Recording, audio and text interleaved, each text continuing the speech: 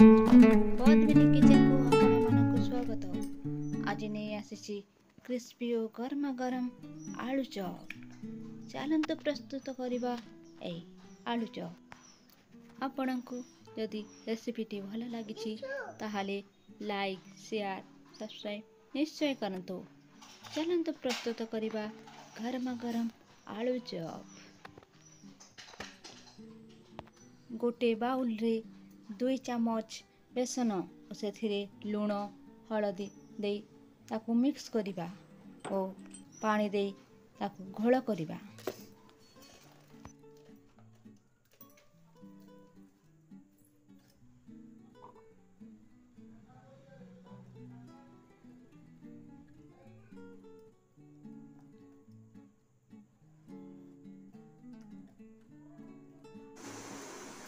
घोलटी बेसी पतला कि बेसी मोटा करिवे नाही।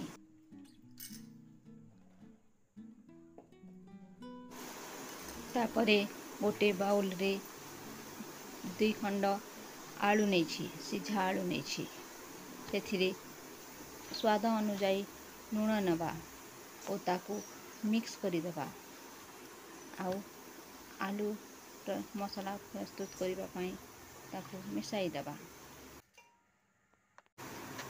तापरे गोटे कढ़ई नहीं से 2 चामच तेल देबा और तेल गरम हैला परे से अल्प जीरा नेबा और तापरे भृषंग पत्र देबा।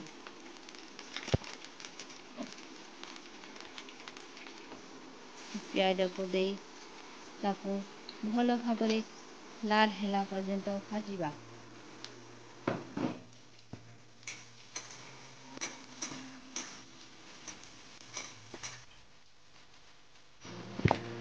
आपणक पाखरे जदि बादाम अछि ताहले आपण बादाम देबे और जदि नाही बादाम दे ताहले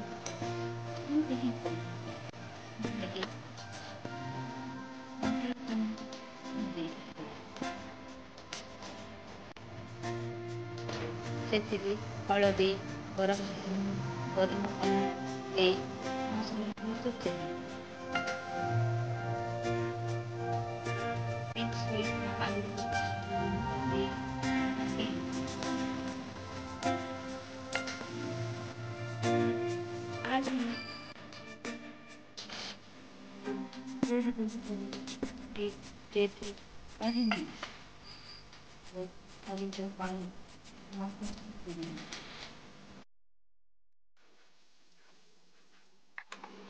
गोटे कढ़ई रे तेल गरम करिबा और बेसन रे आलू गोला को दे से गोटे चामच साहाय्य ताकू मिसई गोल गोल करी छाड़िबा।